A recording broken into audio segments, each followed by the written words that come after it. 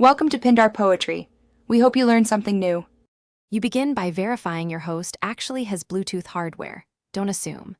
On Windows, check Device Manager. On Mac OS, use System Report. On Linux, LSUSP or LSBCI. Once done, make sure the peripheral is charged and out of any sleep mode.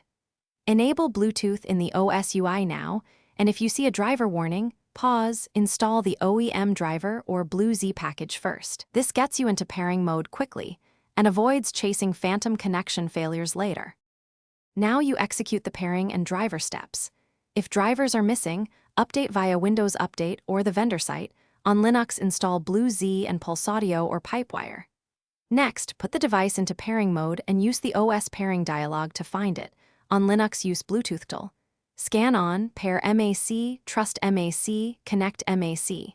Choose the proper profile, A2DP for high-quality audio, HID for input devices, because the wrong profile prevents expected functionality even when paired. Finish by selecting the newly connected device as the default in your sound or device settings and run a quick test. Play audio, type, or transfer a small file. Make sure volume and input levels are correct and that apps are pointed at the Bluetooth device. If things fail, restart the Bluetooth service. Windows services or sudo systemctl restart Bluetooth. On Linux, run rfkill unblock Bluetooth.